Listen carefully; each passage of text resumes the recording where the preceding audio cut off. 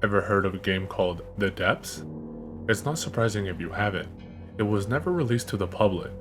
Bootleg copies were spread in the United States from roughly 2006 to 2007, but it was completely gone by 2008. To date, only a few people have reported knowing of the game, and even fewer have actually played it. It is still unknown who developed the game or where it came from, for details are not found anywhere within the installed files. Additionally, no one has ever finished the game due to gratuitous amounts of scarring images portrayed and the trauma that followed. The following is a description of the depths from those who have played it. The users who successfully installed the game said that after installations, their computers never functioned the same. Freezes, blue screens, and file corruption were common after playing. The only way to remove the game was to wipe your hard drive. There was no deletion of the files, no uninstalling, nothing. It would stay on the computer, never leaving. Some users even reporting seeing the file being duplicated to different parts of their computer, a cloning of sorts, making the file appear in unwanted folders. The setting of the game is supposedly a mountaintop, as it is a snowing environment, and whenever the player would walk too far, they would fall and die. Not much can be seen in the beginning, just snow. An endless display of falling snow. This is what frustrated players the most. They would try walking in every direction but find only more snow, until they fell off the endless array of white and died. This is where most players stopped playing, though the persistent gamers found an alternative. It took multiple deaths, but players eventually found where they were supposed to go. Down. As soon as you spawn, you can look down and see a bolted door. Opening it takes you to the next sequence of the game. As soon as you open the door, the player starts to fall into a pit of darkness. It is pitch black, and all that can be heard is the sounds of wind as you fall. After about 20 seconds of non-stop falling, you see light at the end of the tunnel. The player reaches the bottom of the pit, and as soon as they touch down, a scream can be heard. The player is now in a large room with no doors or exits, just the light next to them and the tunnel above them. The walls are covered in blood, the light is flickering, and the sounds of faint mumbling are playing in the background.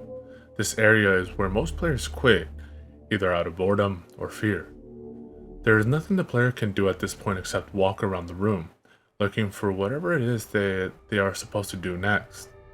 More sounds begin to play while walking, wind blowing, water dripping, and growling. Players usually hear the growling behind them and, in fright, turn around rather quickly.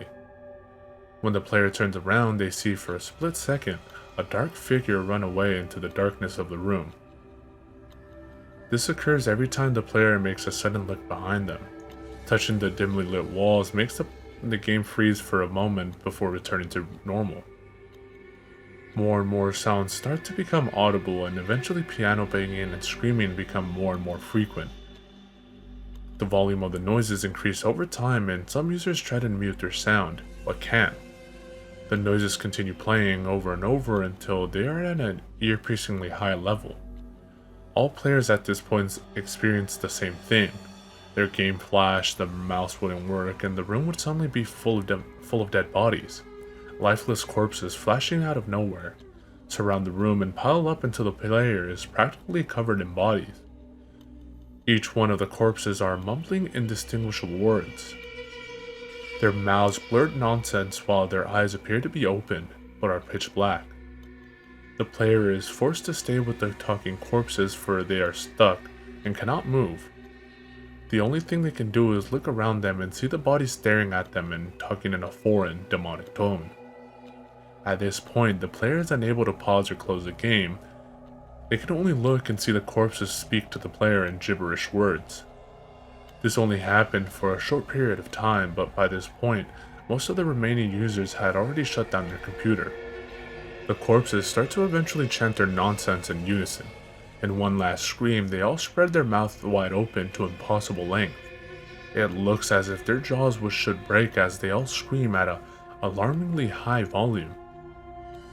The collective screams of the bodies gets louder and louder and more distorted. As soon as the screams become ear-wrenchingly unstandable, the screen cuts to black and the screams suddenly stop. This darkness lasts for a very long time. The player starts to hear someone laughing close to them. The laugh is off though. It sounds as if someone has messed with the audio. The laugh gets closer and closer until finally it ends with one final "ha" playing loudly. This noise is accompanied by a picture of an old man's face, crippled with age, and taking up nearly the entire screen. He has his mouth wide open, smiling. This frame only appears for a split second, however, and afterwards, the darkness ends. Although there is only a slither of light, the player can look down and see their body tied to a wooden pole. This part of the game is what users describe as the worst. The light above them shining onto the player is confined to a small circle around the player. Small shadows start fading in and out of the circle onto the ground. The shadows look like mangled and distorted bodies. Finally, footsteps are heard. The old man from the photo can be seen in full now as he walks toward your pinned body. He is short and bald, his face is down, and he is wearing only ripped pants. His torso is almost completely torn in half. The only thing keeping his body from not splitting in two is a thread of skin connecting his neck to his head. His left leg is replaced with a long rusty metal tube. As he inches towards you with scissors in his hands, the scraping of the tube against the floor gives the player a nails on a chalkboard feeling. When he is right next to you, he looks up. The player can see his face in full. The man's face looks the same as it did when it flashed before. His eyes seem to be missing and his mouth is open, smiling. It is covered in blood that looks days old and dried out. He starts rotating his head and as he stares at you with his mouth open. The player can only look around them, unable to move. The man lifts up his crippled arm, holding scissors, and jams them into your body. Blood splurts out of your body in abnormally large amounts. The few players who experienced this scene described it as horrifyingly realistic. The man then takes the scissors and brings them up to your neck, leaving a zipper-like effect on your chest. The player's body is cut wide open and guts pour all over the man's torso. He then removes the scissors, reaches to the floor, and picks up a mirror. He turns the mirrors towards you. Although the player's face cannot be seen in the mirror, the player's chest, now cut in half, can be seen in its full gruesomeness. The man then drops the mirror, reaches down once more, and picks up an axe. He swings the axe at the pole you are tied to, multiple times even, until you and the pole you are attached to fall to the ground. The player is now staring at the ceiling, listening to the old man laugh. He kneels down in front of your face, mouth still open, and lets out one last "ha." He then stands up and walks around the player with his axe in hand, dragging his metal leg across the floor as he walks. When he reaches the player's feet, he lets out 3 words in a disgusting, repulsive voice. Just like. He raises the axe above his head, stares at you, and rotates his head. He yells his final word as he strikes the axe down into your knee. Me. The game continued. Few players remained up to this point. After the old man has chopped off your leg, he continues to laugh and turn his head.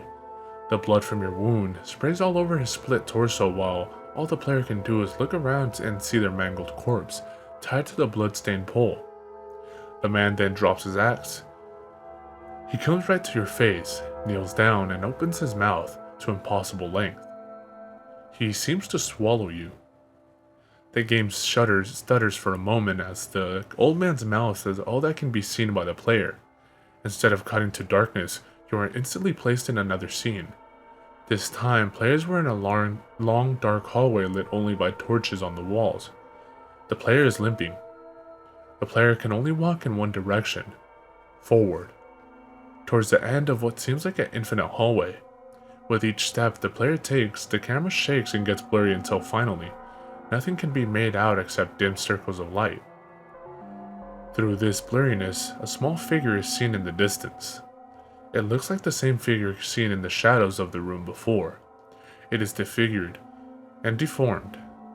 Instantly, the figure then jumps into the player's view as the screen becomes clear once more.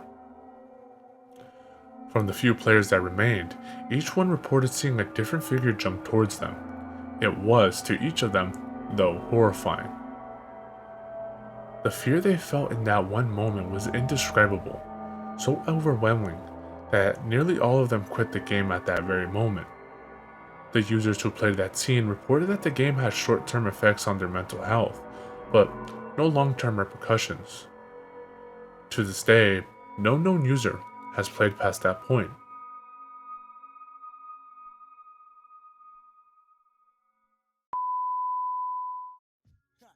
In this little shop of horrors, that's how we get down. Yeah, enter, the project's on the prairie, scary. Greet you at the gate with Bloody Marys. Blood, a grail full of blood. Back to the cemetery, get more blood. Standing on the grave, drinking blood, smoking bones. We seen a crew of ghouls running by with stolen tombstones. With Hell's Angels on the chase, they lust to bust a black skull. Want you embrace, they tie you up in chains and they stomp on your face. They go to purgatory and they beat the fucking case. I look around, mad bodies being